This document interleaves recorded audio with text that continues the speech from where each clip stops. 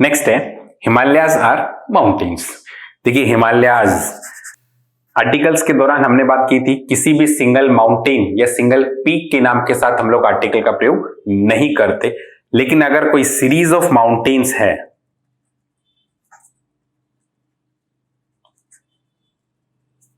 Series of mountains है या फिर हिल्स है, पहाड़ों या पर्वतों की कोई श्रृंखला है, तो उस पर्वतमाला से पहले हम लोग द का यूज करते हैं। तो हिमालयाज ये एक पर्वत है या पर्वतमाला है? जी हाँ, एक रेंज है, एक सीरीज है, तो क्या इस्तेमाल करेंगे? जी हाँ, हम द का यूज करेंगे। The Himalayas are mountains. अब हमारा सेंटेंस सही है। किसी भी अकेले पर्वत या अकेली चोटी के नाम के साथ हम लोग आर्टिकल का प्रयोग नहीं करते, लेकिन पर्वतों की कोई श्रृंखला है या पर्वतमाला है, यानी सीरीज ऑफ माउंटेन्स है या रेंज ऑफ माउंटेन्स है, तो वहां हम लोग द का यूज करते हैं। तो यहां पर हिमालयाज हमारी क्या है? जी हाँ, एक पर्वतमाला है, एक रेंज है दूर तक फैली हुई, इसलिए द हिमालयाज आर माउंटेन्स। अब हमारा सेंटेंस सही है।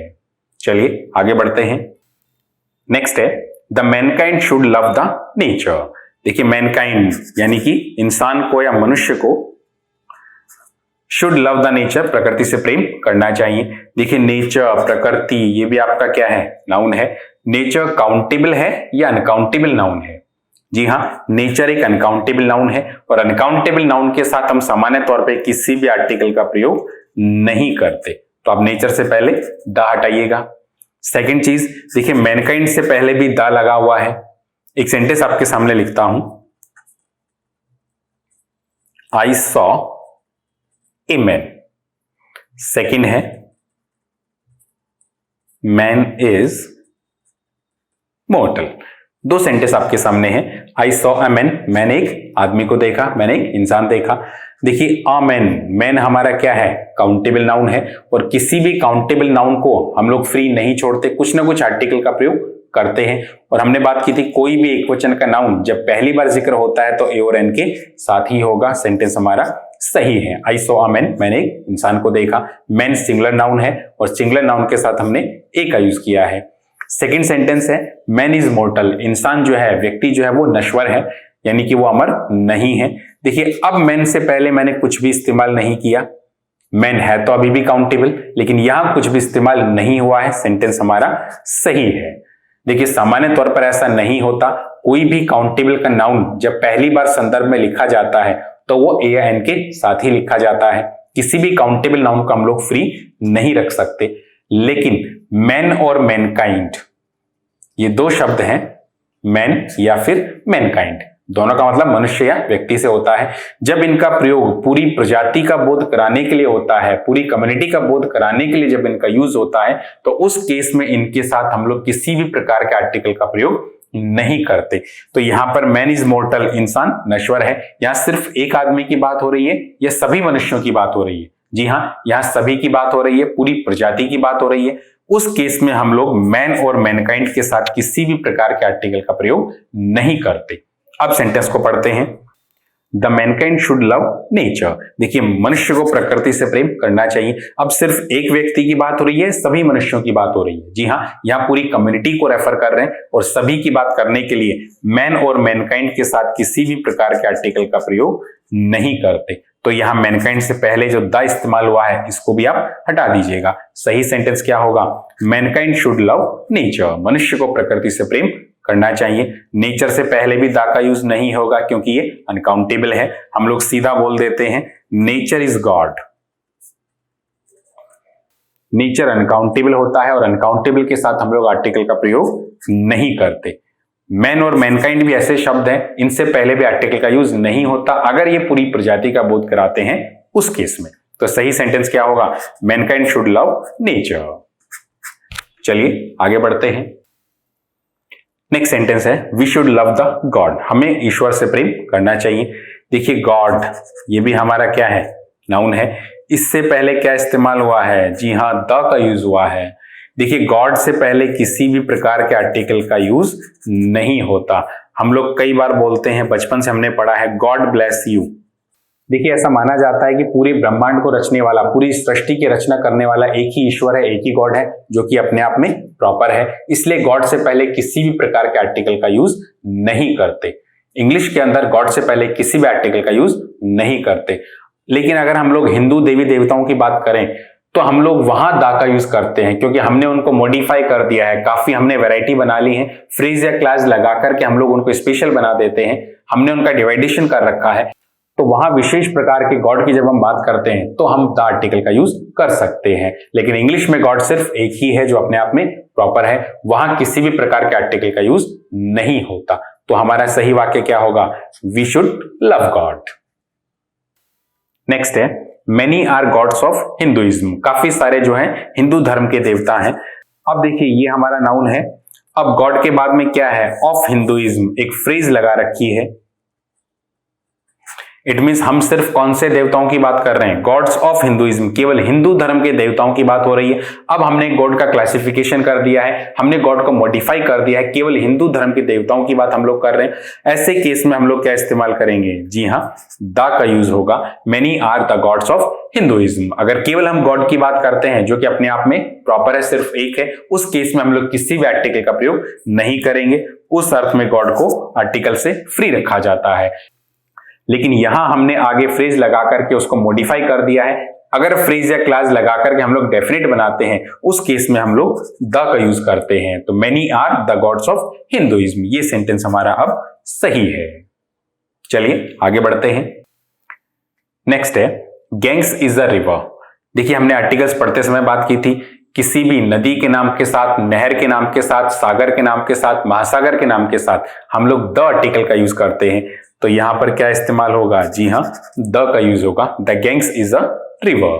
देखिए गंगा नदी को इंग्लिश में गैंग्स भी लिखा जाता है और हम लोग उसको हिंदी में गंगा भी कह देते हैं। तो गंगा लिखा जाए या गैंग्स लिखा जाए, नदी के तौर पे जब इस्तेमाल होगा तो हमेशा द आर्टिकल का ही यूज होता है। The gangs is a river. नदियों के नाम के साथ हमेशा हम द का यूज करते हैं। नेक्स्ट सेंटेंस है we had a picnics nearly every day. हम लोग करीब करीब हर दिन पिकनिक्स करते थे। देखिए ए का यूज हुआ है और ए और एन अपने आप में जिस नाउन के साथ इस्तेमाल होते हैं वो नाउन कैसा होता है? जी हाँ, सिंगुलर नाउन होता है। लेकिन यहां पर पिकनिक्स, इसको प्लूरल फॉर्म में लिखा गया है, ये बहुवचन के रूप में है, तो अब हम ए का यूज नहीं कर सकते। तो या तो आप क्या कीजिएगा? ए को हटा दीजिएगा। We had picnics nearly every day. हम लोग करीब करीब हर दिन पिकनिक्स पर जाते थे। अब आपका सेंटेंस सही है। या फिर अगर आप ए रखना चाहते हैं तो आप पिकनिक का एस हटा दीजिएगा, इसको सिंगुलर बना दीजिएगा। We had a picnic nearly every day, तो भी आपका सेंटेंस सही है। नेक्स्ट सेंटेंस है do you have any milk. क्या तुम्हारे पास दूध है? देखिए एनी का यूज हुआ है। सम और एनी का यूज करते समय हमने बात की थी। देखिए सम जो है वो पॉजिटिव स्टेटमेंट्स में इस्तेमाल होता था, एनी जो है वो नेगेटिव स्टेटमेंट्स में इस्तेमाल होता था और इंट्रोगेटिव सेंटेंसेस में इस्तेमाल होता था।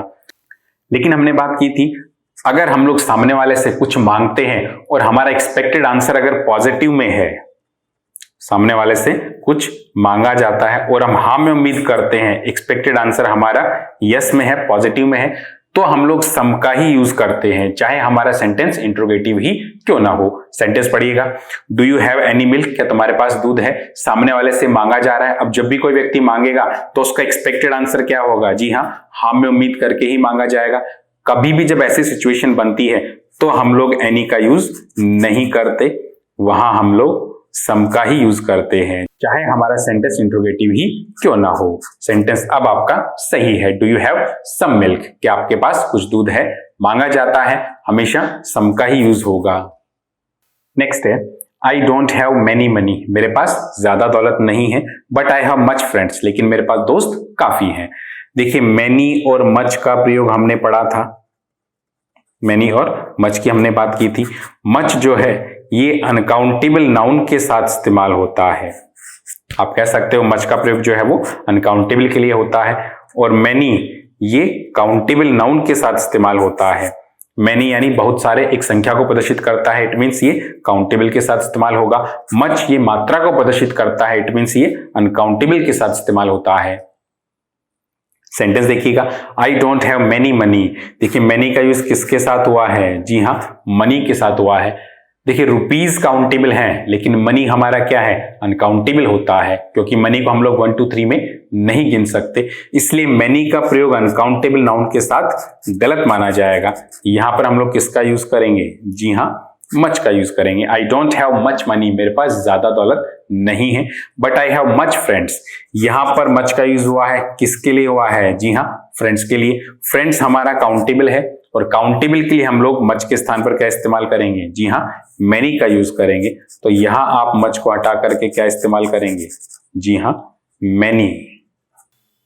तो हमारा सही वाक्य क्या होगा, I don't have much money, मेरे पास ज्यादा दौलत नहीं है, but I have many friends, लेकिन मेरे पास काफी दोस्त हैं। सेंटेंस हमारा सही है। नेक्स्ट है, Ram will be suspended, Ram को सस्पेंड कर दिया जाएगा, बिकॉज क्योंकि ही ओपन एन अकाउंट, उसने एक अकाउंट खोल दिया था, without getting none of the necessary documents, बिना कोई भी नेसेसरी डॉक्यूमेंट्स प्राप्त किए। सेंटेंस सही है क्या? देखिए यहां पर नन का यूज हुआ है और विदाउट का यूज हुआ है। देखिए विदाउट के अंदर भी नॉट छुपा हुआ है, हम लोग कह देते हैं विदाउट प्रूफ, यानी प्रूफ के बिना, यानी कि नो प्रूफ। विदाउट के अंदर भी नेगेटिव है, यानी कि नॉट छुपा हुआ है, और नन का मतलब भी नेगेटिव ही होता है, इसके अंदर भी नॉट छुपा हुआ होता है। हम लोग एक ही स्टेटमेंट में 2 बार नेगेटिव वर्ड्स का इस्तेमाल नहीं कर सकते। विदाउट के अंदर भी नॉट है और नन के अंदर भी नॉट है, दोनों ही नेगेटिव वर्ड है। अब हमें एक बार में एक ही इस्तेमाल करना है, तो हम लोग क्या कर सकते हैं, जी हाँ, नन को हटा दीजिएगा, क्योंकि विदाउट के अंदर ही नॉट छुपा हुआ है, ये ऑलरेडी नेगेटिव है। Ram will be suspended, Ram को सस्पेंड कर दिया जाएगा, बिकॉज क्योंकि ही ओपनड एन अकाउंट, उसने एक अकाउंट खोल दिया था, without getting of the necessary documents, none हटा दिया आपने, लेकिन नन को हटाने पर हमारा सेंटेंस कंप्लीट नहीं हो रहा। Without getting of the necessary documents, बिना कोई भी नेसेसरी डॉक्यूमेंट्स प्राप्त किए। अब देखिए नन तो खुद नेगेटिव है और ये नेगेटिव के साथ इस्तेमाल नहीं होता, लेकिन हमने बात की थी एनी एक ऐसा डिटर्मिनर है जो नेगेटिव के साथ इस्तेमाल होता है, यानी खुद नेगेटिव नहीं है लेकिन नेगेटिव के साथ इस्तेमाल होता है, और विदाउट के अंदर नॉट छुपा हुआ है, तो हम लोग नन के स्थान पर क्या यूज कर सकते हैं, जी हाँ, एनी का यूज कर सकते हैं। ही ओपनड एन अकाउंट, उसने एक अकाउंट खोल दिया, without getting any of the necessary documents, बिना कोई भी नेसेसरी डॉक्यूमेंट्स प्राप्त किए। तो एनी जो है नेगेटिव स्टेटमेंट के साथ इस्तेमाल होता है, और विदाउट जो है इसको नेगेटिव ही बनाता है। इट मीन्स हम लोग नन के स्थान पर क्या यूज कर सकते हैं, एनी का यूज कर सकते हैं। अब आपका सेंटेंस सही है। चलिए आगे बढ़ते हैं। नेक्स्ट सेंटेंस है, a lots of things needs to change, काफी सारी चीजों को नीड्स टू चेंज, बदलाव की आवश्यकता है। देखिए ए लॉट्स का इस्तेमाल हुआ है। देखिए इसको लिखने का तरीका या तो हम लोग ऐसा लिख सकते हैं, लॉट्स ऑफ लिखते हैं, या फिर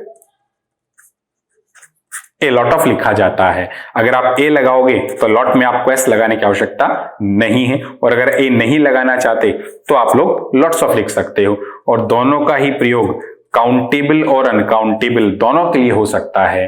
आप चाहे लॉट्स ऑफ लिखिए या ए लॉट ऑफ लिखिए, काउंटेबल और अनकाउंटेबल दोनों नाउन के लिए इनका प्रयोग हो सकता है। सेंटेंस पढ़ते हैं, ए lots of things.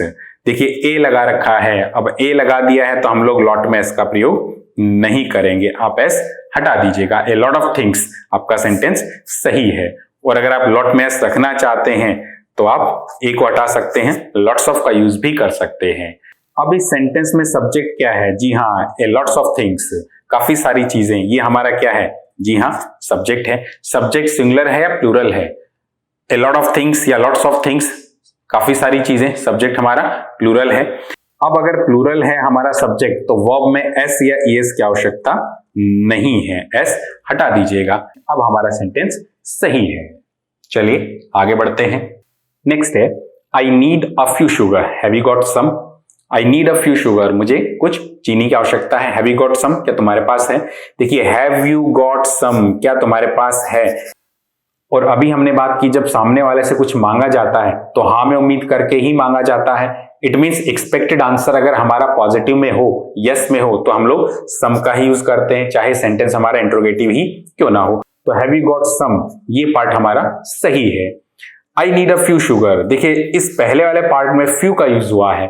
Few sugar, few किसके लिए आया है, जी हाँ, शुगर के लिए। शुगर काउंटेबल है या अनकाउंटेबल नाउन है, जी हाँ, शुगर जो है वो अनकाउंटेबल नाउन है।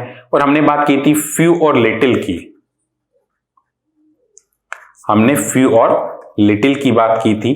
फ्यू और लिटिल दोनों सेम थे, बस अंतर क्या था, फ्यू जो है ये संख्या को प्रदर्शित करता है, इट मीन्स ये काउंटेबल नाउन के लिए इस्तेमाल होता है, और लिटिल जो है ये मात्रा को प्रदर्शित करता है, इट मीन्स ये अनकाउंटेबल नाउन के लिए इस्तेमाल होता है। अब सेंटेंस को पढ़िएगा, आई नीड अ फ्यू शुगर, मुझे कुछ चीनी की आवश्यकता है, मुझे थोड़ी चीनी की आवश्यकता है। अब शुगर हमारा अनकाउंटेबल है और अनकाउंटेबल के साथ हम लोग लिटिल का यूज करते हैं, फ्यू का यूज नहीं कर सकते। तो अब हमें यहां से फ्यू हटाना होगा। क्या इस्तेमाल करेंगे? जी हाँ, लिटिल का इस्तेमाल होगा।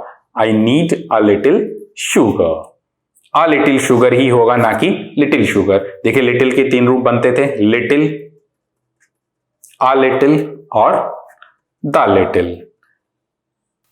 उतनी मात्रा जिससे आपका काम चल जाए, वो मीनिंग हमारा कौन देता था? जी हाँ, अ लिटिल ही देता था। तो हमें क्या इस्तेमाल करना है यहाँ पर? A little, I need a little sugar, मुझे कुछ चीनी की आवश्यकता है, मुझे थोड़ी चीनी की आवश्यकता है। हैव यू गॉट सम, क्या तुम्हारे पास है?